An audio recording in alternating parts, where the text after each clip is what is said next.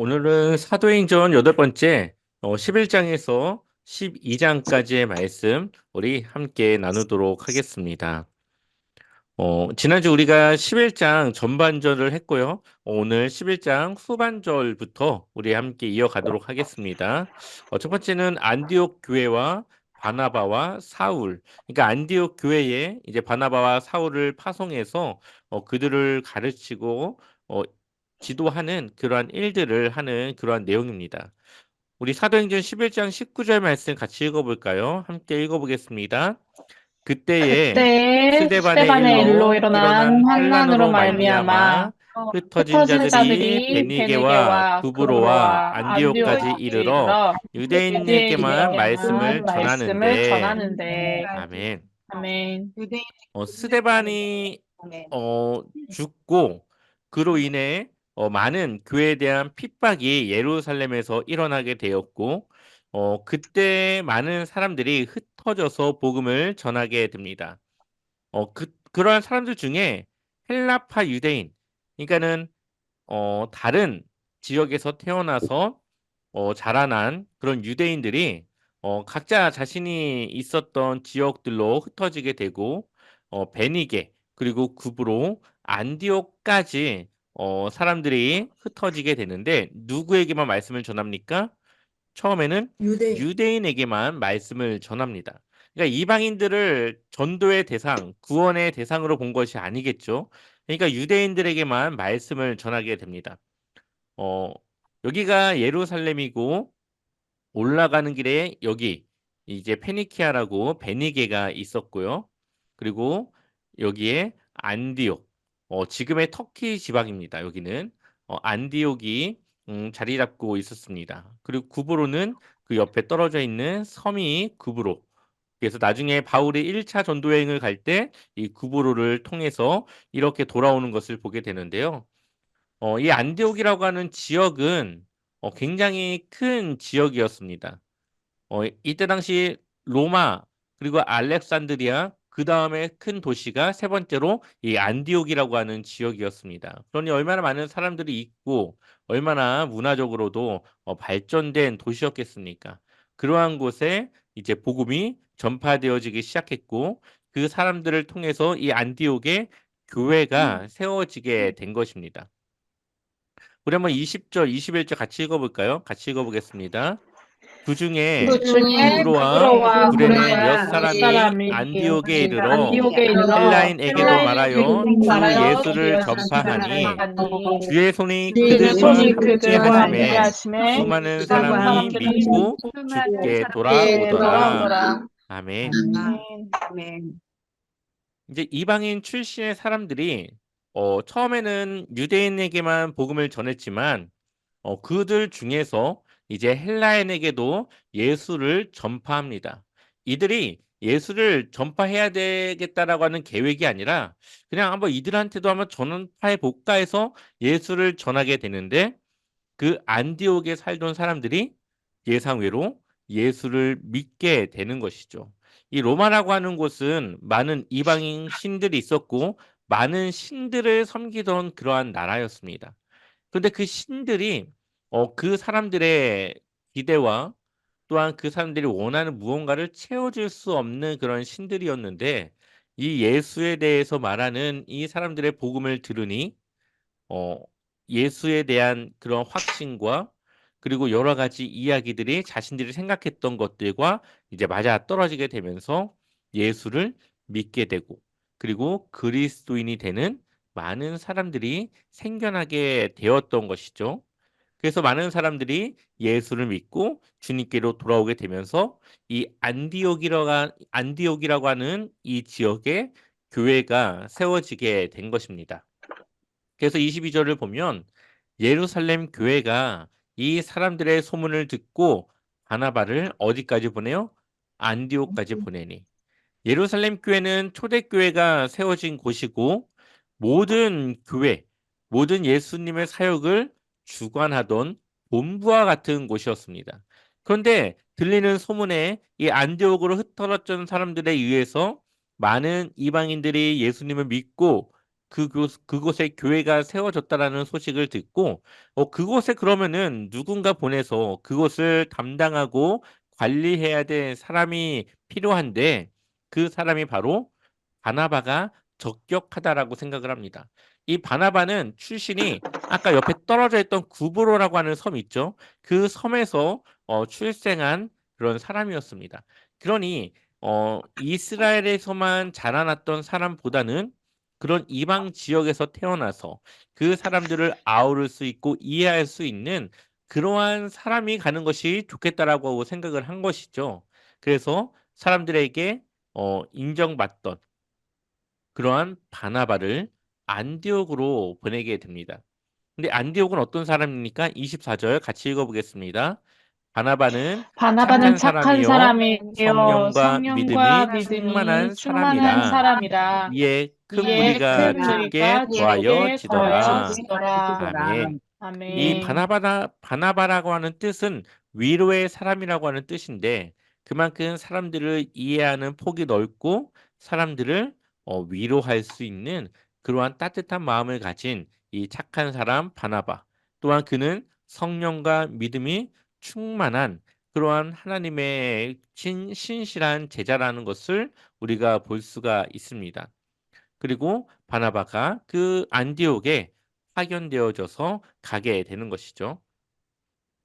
근데 이 바나바가 이 안디옥을 보니까 자신의 혼자서는 이 교회를 감당하기가 어렵다는 생각을 하게 되었고 그 교회를 함께할 누군가를 찾게 되는데 그 사울이 누구였습니까?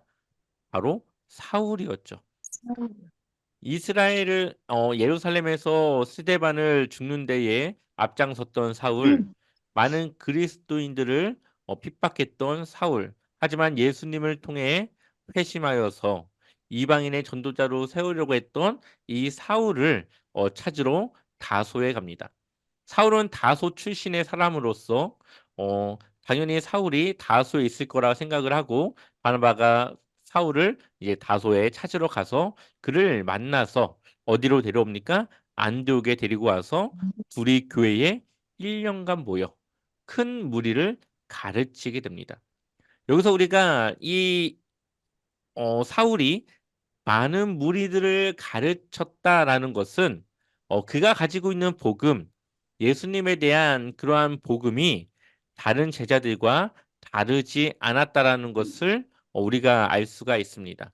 비록 사울이 이후에 이 바울이 예수님의 제자로서 예수님과 함께하지 않았고 직접 가르침을 받지 않았지만 지난번 우리가 보았던 아라비아에서 3년간 그가 예수님의 그러한 가르침을 받아서 복음을 접하게 되었던 그때의 그 내용이 예수님의 제자들이 배웠던 예수님의 가르침과 다르지 않고 모든 것이 일치했다라는 것을 우리가 알 수 있습니다. 그러한 내용들이 이후에도 베드로와의 그러한 만남과 이야기들 그리고 예루살렘 공의회에서 일어났던 여러 가지 일들을 통해서 그의 복음이 제자들과 다르지 않았다라는 것을 우리에게 보여주게 됩니다. 그리고 안디옥에 있는 사람들이 불려지게 되는데 뭐라고 불려지게 됩니까? 그리스도인이라고 일컬음을 받게 됩니다. 그리스도인이라고 일컬음을 받게 된 이유는 이 사람들이 자꾸 누군가를 전해요. 어디선가 몰려 있어요. 그러니까 사람들이 궁금하겠죠. 야, 도대체 저 사람들 뭐 하는 사람들이야? 그러니까는 아, 그리스도를 전하는 사람들이야. 저 사람들 그리스도인이야. 이런 식으로 불려지게 되면서 이제 그리스도인이라는 그 칭함을 받게 되었다고 볼 수가 있습니다. 그 이후에 이제 한 선지자가 오게 되었고 흉년이 들 것이라고 말을 합니다. 그리고 실제로 그러한 일들이 AD 한 45년에서 48년 사이에 큰 기근이 들으면서 예루살렘 교회가 많이 힘들어지게 됩니다. 그리고 사람들은 어, 그 예루살렘 교회를 돕기로 작정하죠. 29절, 30절 같이 읽어보겠습니다. 제자들이 제자들이 각각 그 각각 그 형제로 형제로 유대에 사는 유대에 사는 형제들에게 부조를 보내기로 형제들에게 보내기로 작정하고 작정하고 이를 이를 실행하여 실행하여 바나바와 바나바와 사울의 사울의 손으로 손으로 장로들에게 장로들에게 보내니라. 보내니라. 아멘. 아멘. 그래서 안디옥에 있는 형제들이 돈을 모아서 그래서 이제 유대 예루살렘 교회에게 그 돈을 보내기로 결정을 합니다. 그리고 그 일을 위해서 바나바와 사울이 직접 그 돈을 가지고 이 예루살렘 장로들에게 이제 전해주게 되는 것이죠. 여기서 나오는 사도행전 11장 30절의 이 말씀이 갈라디아서 2장 1절부터 10절까지의 내용과 연관이 됩니다. 사실 갈라디아서 2장 1절에서 10절까지를 보게 되면은 이제 할례 문제를 가지고 이 바울이 예루살렘으로 찾아가게 되는데 그 시기를 두 가지로 봅니다. 하나는 이 사도행전 11장 30절에 이 바나바와 사울이 그 돈을 가지고 갈 때 그때에 그러한 갈라디아서 2장의 말씀이 일어났다라고 보기도 하고 또 사도행전 15장을 보게 되면은 예루살렘 공의회가 열려지게 되는데 그때 이제 바울이 이 갈라디아서 2장의 그 내용을 어, 그때 같다라고도 봅니다. 이 두 가지로 보게 되는데 이것은 뭐 여러분들이 꼭 알아야 되는 건 아니지만 이 두 가지 관점에서 이 볼 수 있다라는 것을 아시면 되겠습니다. 그래서 사울이 맨 처음에 회심하고 나서 예루살렘을 한번 갔고 지금 이 부조를 보내기 위해서 두 번째로 예루살렘을 갔던 것을 보게 됩니다. 네. 자, 이제 12장으로 넘어가서요. 그렇다면 이제 베드로의 역할을 우리가 함께 보도록 하겠습니다. 12장 1절부터 3절까지의 말씀 같이 읽어보겠습니다. 그때에 그때 헤롯 헤롯 왕이 왕이 손을 손을 들어 들어 교회 그 중에서 교회 몇 중에서 사람을 몇 해하려 사람을 하여 하여 요한의 형제 요한의 야고보를 형제 칼로 야고보를 죽이니 유대인들이 이 유대인들이 일을 이 일을 기뻐하는 것을 기뻐하는 보고 것을 보고 베드로도 잡으려 베드로도 할세 잡으려 할 때는 때는 무교절 무교절 기간이라. 기간이라. 아멘. 네. 어, 헤롯 왕이 교회 중에서 몇 사람을 해하려 하다가 누구를 죽이게 됩니까? 요한의 형제 야고보, 예수님의 제자였던 야고보를 죽이게 됩니다. 예수님의 제자들 중에 첫 번째 순교자는 바로 이 야고보였다라는 것을 우리가 알 수가 있죠. 그랬더니 유대인들이 어떻게 해요? 이 일을 기뻐합니다. 그래서 예수님의 제자들 중에 가장 앞장섰던 수제자였던 베드로도 잡으려고 합니다. 그때가 바로 무교절 기간이라고 이야기를 하고 있죠. 어, 근데 왜 유대인들은 왜 예수님의 제자들을 잡는 것을 기뻐했을까요? 그것은 이때 당시 이 예수님의 제자들, 그리스도인들이 유대 그러한 종교를 어, 나쁘게 그렇게 생각하고 또 예수님에 대한 그런 좋지 못한 부정적인 생각들이 있었다라는 것을 보여줍니다. 그래서 유대인들은 당시 그리스도인들을 별로 좋아하지 않았다. 그래서 그들을 핍박하는 것도 그러한 이유에서 일어났다라는 것을 보게 되죠. 그래서 헤롯은 사람들의 지지를 받기 위해서 이제 야고보를 죽인 이후에 베드로를 그 타겟으로 삼게 된 것이죠. 자, 그래서 이제 헤롯이 베드로를 잡아다가 옥에 가두게 됩니다. 4절과 5절 같이 읽어보겠습니다. 잡음에 옥에 잡음에 옥에 가두어 가두어 군인 내식인 군인 네페에게 내식인 맡겨 폐에 지키고 맡겨 지키고 6월절 후에 6절 백성 후에 앞에 백성 앞으로 끌어내고자 내고자 하더라. 하더라. 이에 베드로는 이에 옥에 베드로는 옥에 갇혔고 갇혔고 교회는 그를 교회는 위하여 그를 위하여 간절히 간절히 하나님께 하나님께 기도하더라. 기도하더라. 아멘. 자, 4절을 보니까 군인 내식인 네패. 그러니까는 네 명이 한 조인 네 개 조를 말하는 거죠. 그러니까는 한 조의 군인 네 명이서 이 돌아가면서 이제 이 베드로를 지키고 있었습니다. 그러니 얼마나 이 경비가 삼엄했다라는 것을 우리가 알 수가 있죠. 그리고 유월절 후에 유대인의 종교가 끝난 후에 이 베드로에 대한 처형을 시작하고자 기다리고 있었습니다. 그래서 베드로는 옥에 갇혔고 그 소식을 들은 교회는 무엇을 합니까? 그를 위하여 기도합니다. 아마 기도의 내용은 정확하게 알 수 없지만 첫 번째는 그가 풀려날 수 있기를 기도했을 겁니다. 그러나 그것에 대한 가능성은 희박하다라고 생각을 했던 것 같습니다. 왜냐하면은 이후에 베드로가 풀려서 나오지만 그것을 믿지 않았기 때문이죠.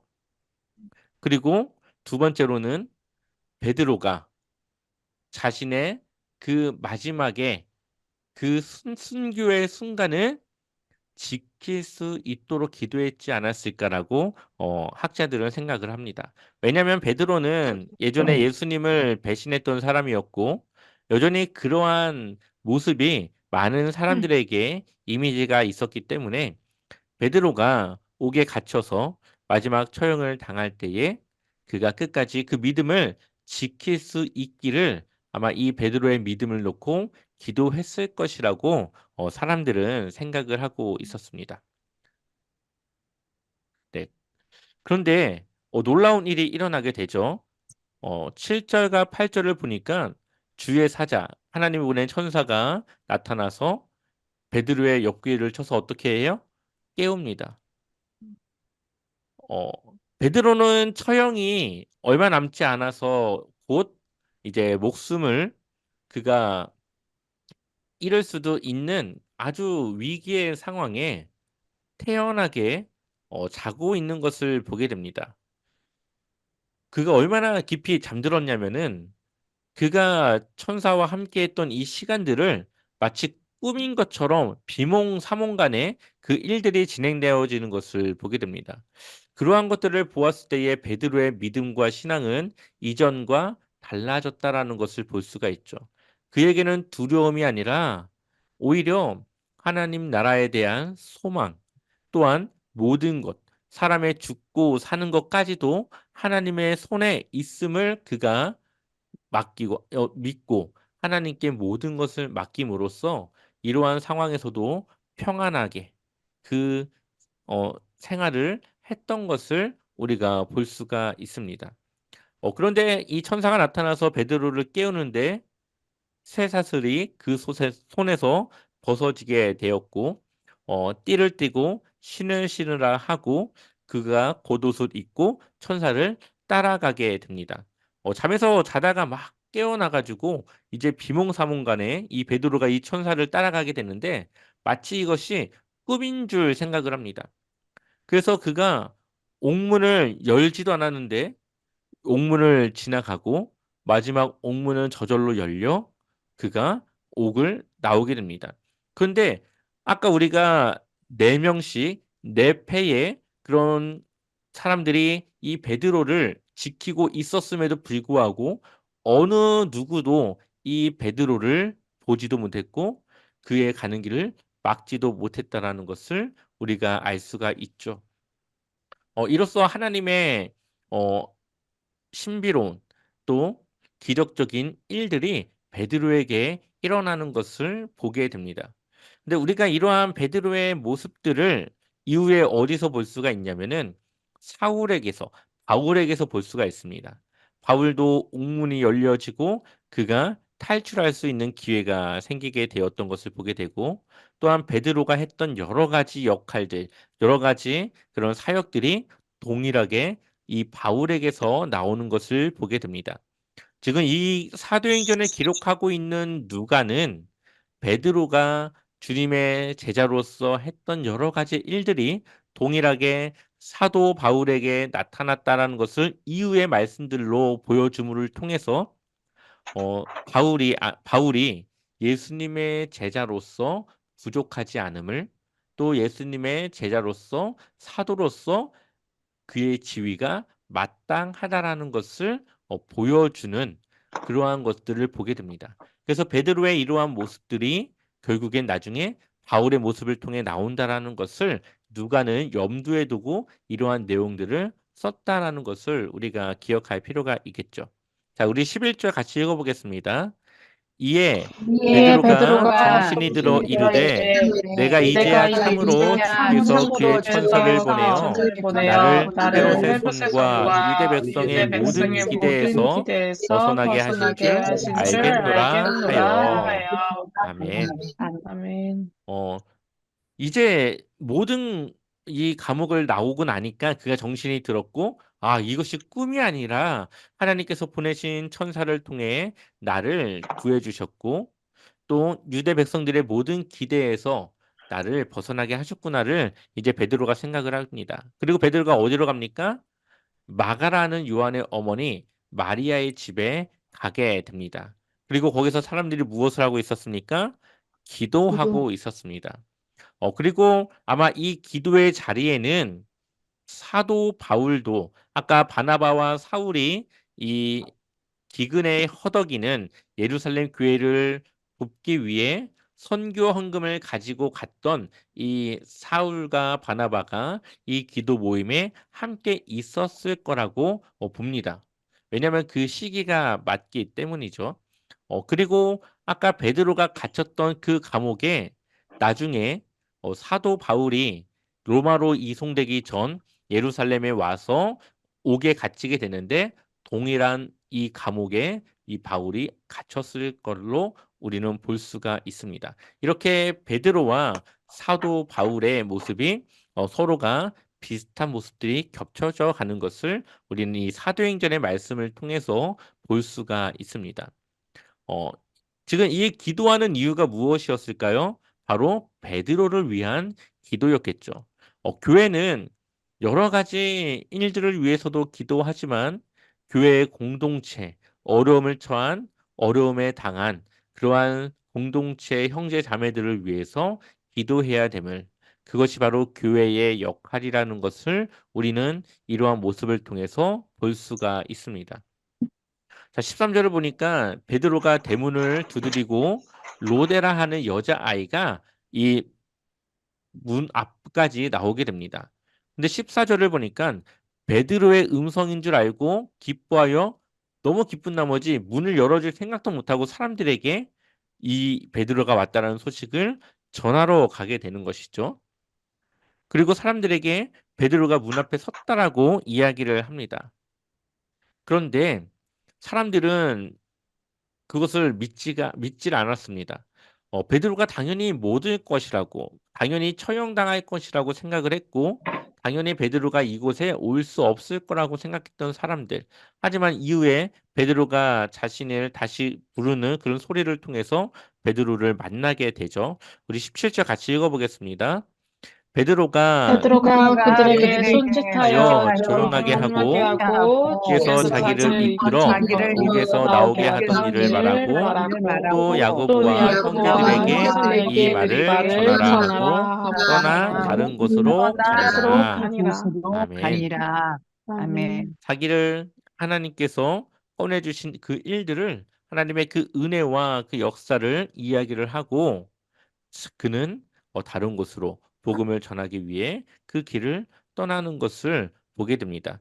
여기서 말하는 야고보는 예수님의 동생 야고보를 말합니다.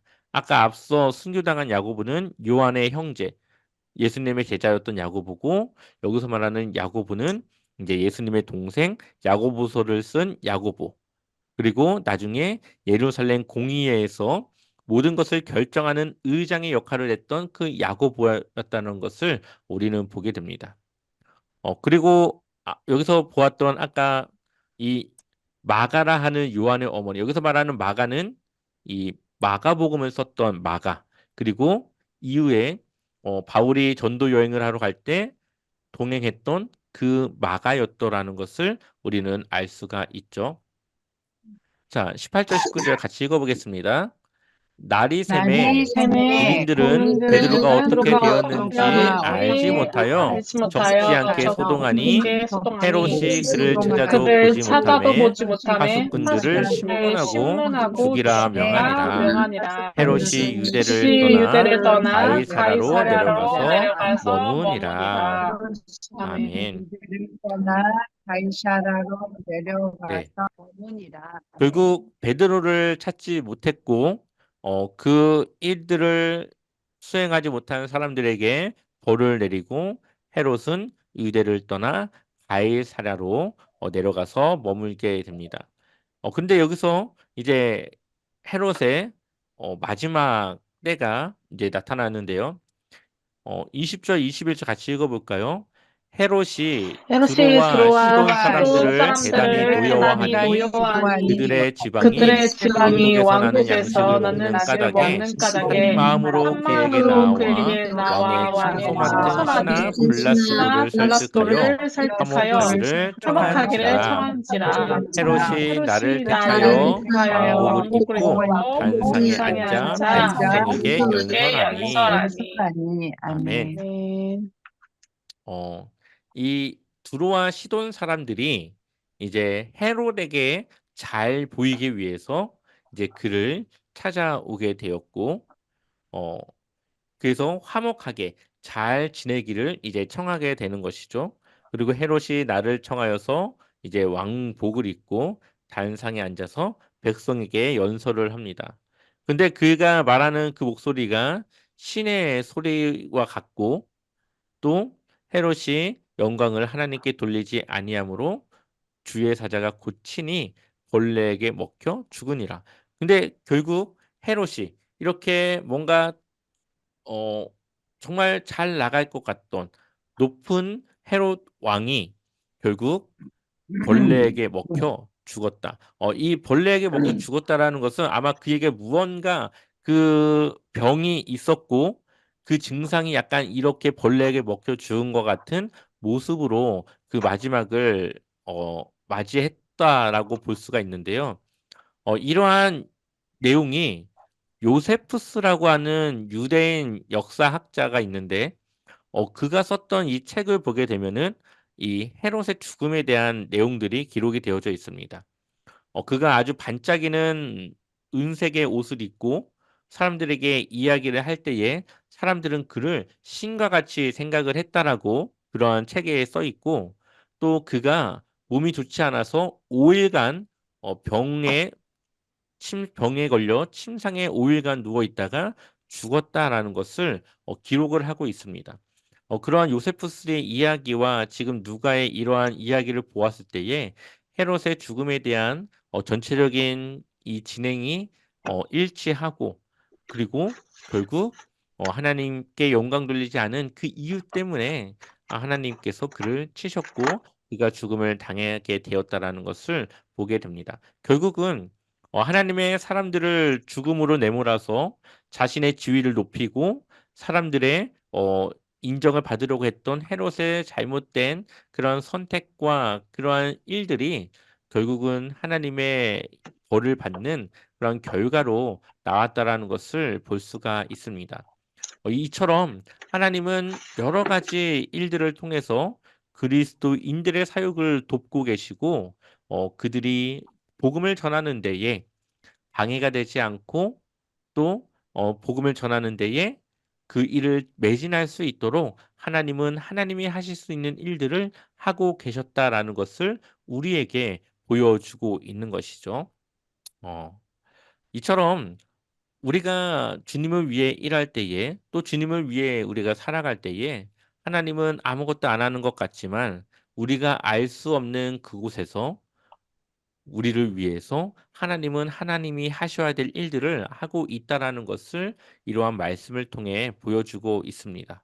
그래서 베드로가 풀려난 것, 그리고 예루살렘 교회가 기근에 허덕일 때 다른 안디옥 교회를 통해 도움을 얻는 것, 그 모든 것이 하나님께서 그 교회들을 위해서 하시는 여러 일들이 기록이 되어져 있는 것이죠. 그러니 우리 모두가 정말 주님을 위해 살아가는 것이 하나님의 도움을 받고 하나님의 은혜 안에 살아가는 것임을 늘 기억하여서 주님을 위해 늘 힘쓰고 애쓰며 살아가길 소망합니다.